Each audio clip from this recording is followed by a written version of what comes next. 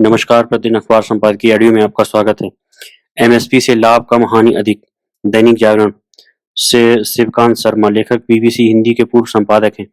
पंजाब के किसान संगठनों की कुछ मांगें सरकार के गले की हड्डी बनती जा रही। ये मांगें फसलों के न्यूनतम समर्थन मूल्य यानी एमएसपी को बढ़ाने की मांग, अब उन्हें लागत से 1.5 गुना करने, सभी 23 फसलों पर लागू करने और अनाज व्यापारियों के लिए भी बाध्यकारी बनाने की गारंटी देने में बदल गई है। इसका कानून बनाने और विश्व व्यापार संगठन के दायरे से बाहर होने की मांग भी जोड़ दी गई।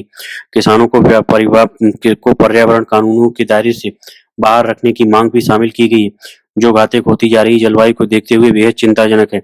जलवायु परिवर्तन की रोकथाम के लिए अमेरिका, चीन और यूरोप समेत विश्व भर के देशों ने किसानों को उपज का एमएसपी देना बंद करते हुए पर्यावरण और जैव विविधता के संरक्षण की शर्तों पर सीधी आर्थिक सहायता देना शुरू किया है। जबकि भारत के किसान पर्यावरण की बात किए बिना केवल एमएसपी बढ़वाने पर तुले हैं। सवाल यह नहीं है कि देश के पास सभी फसलों पर किसान की लागत से 1.5 गुना एमएसपी की गारंटी देने का सामर्थ्य है या नहीं। इससे महंगाई बढ़ेगी या नहीं, और बढ़ेगी तो कितनी, और इसका बुरा असर किस वर्ग पर होगा। सवाल यह है कि एमएसपी की गारंटी के लाभ और नुकसान क्या हैं। अमेरिका, यूरोप और चीन के अनुभवों से सिद्ध हो चुका है कि एमएसपी के लाभ कम और नुकसान ज्यादा हैं।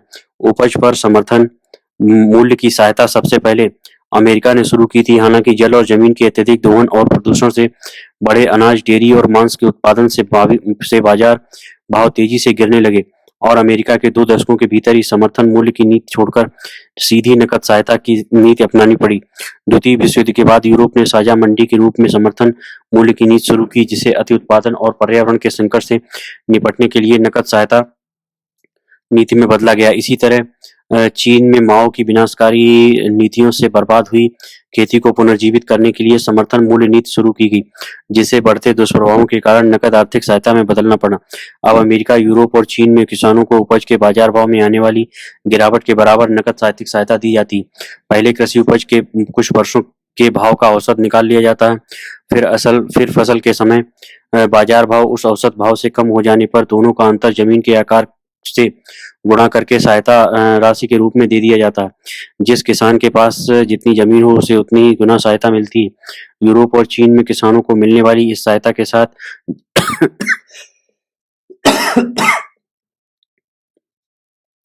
जैव विविधता, जलवायु की गुणवत्ता और भूमि की उर्वरा शक्ति की रक्षा जैसी कई शर्तें भी जोड़ी गई, ताकि किसान एक ही तरह की फसलें उगाने की जगह दल बदल कर फसलें लगाएं और जगह बदल बदल कर फसलें लगाएं और रासायनिक खादों, कीटनाशकों एवं पानी का किफायत के साथ प्रयोग करें।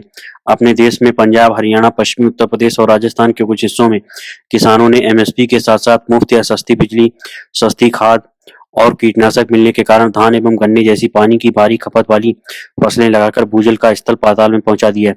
इससे उर्वर शक्ति का भी ह्रास हुआ है। हरित क्रांति के अग्रदूत पंजाब की लगभग 39% जमीन उपजाऊ शक्ति गंवाकर खारी हो चुकी है। राज्य के अधिकतर ब्लॉकों में भूजल स्तर 150 से 200 मीटर नीचे चला गया है, जिससे भविष्य में जमीन के बंजर हो जाने का खतरा बढ़ गया है। हरियाणा, पश्चिमी उत्तर प्रदेश और राजस्थान के नहरी सिंचाई वाले इलाकों में भी स्थिति गंभीर होती जा रही। औसत पैदावार की रफ्तार भी थम गई है।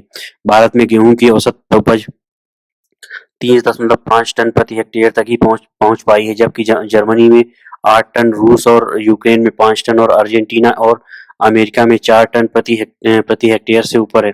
भारत में लागत भी इन सबसे अधिक है, इसलिए यहाँ के किसान एमएसपी बढ़ाने की मांग करते रहते हैं। यह तो तब है जब किसानों को बिजली, खाद, पानी, बीज और ऋण रियायती दरों पर मिलते हैं।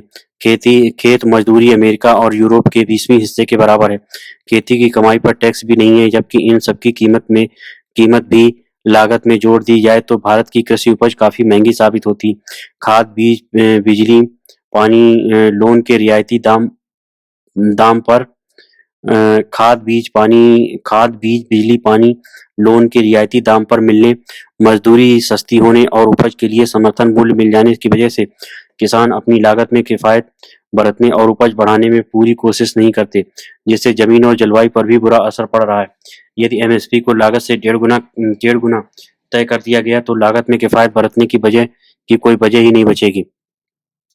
बिजली, पानी और खाद की फिजूल खर्ची बढ़ती जाएगी, क्योंकि किसान को अपनी उपज की लागत से 1.5 गुना कीमत सुनिश्चित रूप से मिलती रहेगी।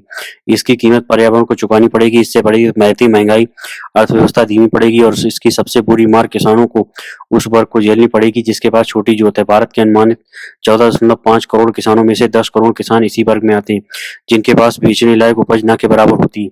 यदि देश के अधिकांश किसानों की मदद करनी है तो एमएसपी और रियायती बिजली, पानी और खाद जैसी सब्सिडियों की जगह सीधी आर्थिक सब्सिडी पर विचार करना होगा। देश विदेश में अनेक शोधपत्रों से सिद्ध हुआ है कि सीधी आर्थिक सब्सिडी अधिक समावेशी और कारगर है। इस सब्सिडी के साथ जल संचय, पर्यावरण संरक्षण और फसल विविधता की शर्तों को भी जोड़ा जाए ताकि जरूरत का हर अनाज पैदा हो सके और खाद्य तेल के आयात पर भारी व्यय न करना पड़े। बचे हुए वित्तीय संसाधनों को सरकार उन्नत बीज विकास, मृदा संरक्षण और देहात में रोजगार की योजनाओं पर खर्च कर सकती है। सपनों को पंख, जनसत्ता। अंतरिक्ष अनुसंधान के क्षेत्र में आत्मनिर्भरता हासिल करना भारत का पुराना सपना है। हालांकि इसके लिए संघर्ष 90 समय से चलता आ रहा है, मगर जब से भारतीय वैज्ञानिकों ने स्वदेशी तकनीक से अंतरिक्ष यान और उपग्रह प्रक्षेपण यानों के लिए क्रायोजेनिक इंजन का विकास किया है, तब से इस दिशा में उल्लेखनीय सफलताएं मिली हैं। चंद्रयान और आदित्य L1 की कामयाबी के बाद निस्संदेह अंतरिक्ष वैज्ञानिकों के हौसले बुलंद हैं। अब गगनयान मिशन को लेकर उत्साह नजर आने लगा है। प्रधानमंत्री ने इस मिशन पर जाने के लिए 4 वैज्ञानिकों के नामों की घोषणा भी कर दी। वैज्ञानिक इस मिशन को लेकर खासे सावधान हैं। गगनयान की बनावट कुछ इस तरह तैयार की गई है कि उसमें यात्रा करते हुए यात्रियों को पृथ्वी जैसे वातावरण का अनुभव हो और उन्हें सुरक्षित उतारा जा सके। फिलहाल एहतियात के तौर पर 3 मिशन भेजे जाएंगे, जिसमें से 2 मानव रहित होंगे और एक में 3 यात्रियों को 3 दिन के लिए भेजा जाएगा। उन्हें समुद्र या पृथ्वी की सतह पर सुरक्षित उतार लिया जाएगा। इसके लिए तैयार किए गए गगनयान का परीक्षण सफल रहा है, यानी सब तरफ से इस मिशन की तैयारियां पूरी हैं, केवल इसके उड़ान का समय तय होना है। दरअसल गगनयान मिशन को इसलिए महत्वपूर्ण माना जा रहा है कि यह भारत का पहला मिशन होगा जिसमें मानव युक्त यान अंतरिक्ष में भेजा जाएगा। इस यान को पूरी तरह स्वदेशी तकनीक से तैयार किया गया है। इस तरह भारत अमेरिका, रूस, चीन जैसे देशों की श्रेणी में शुमार हो जाएगा जो अभी तक मानव युक्त अंतरिक्ष यान भेजे जा चुके हैं। दूसरा उल्लेखनीय बात यह है कि भारत अगले 10 वर्षों में अपना अंतरिक्ष स्टेशन स्थापित करना चाहता है। उसमें गगनयान का योगदान महत्वपूर्ण होगा। अंतरिक्ष स्टेशन का मतलब दरअसल वहां रहकर अंतरिक्ष के रहस्यों को सुलझाना है। अभी तक भेजे गए अंतरिक्ष यानों के प्राप्त जानकारियां बहुत सीमित हैं, जबकि अंतरिक्ष का विस्तार अनंत है।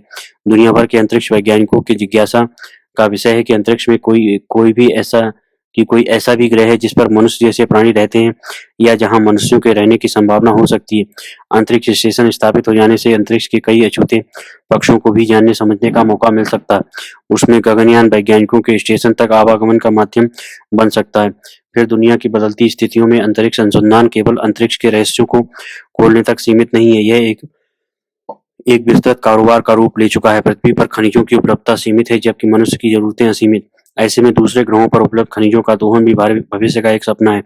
इसके लिए दुनिया की कई निजी कंपनियां भी अंतरिक्ष अनुसंधान के क्षेत्र में अपने पांव पसार रही हैं। चंद्रमा और मंगल ग्रह पर ऐसे कुछ उपयोगी खनिजों के बारे में पता भी चला है। फिर दूसरे ग्रहों पर मानव बस्तियां बसाना भी दुनिया की अनेक सरकारों का सपना है।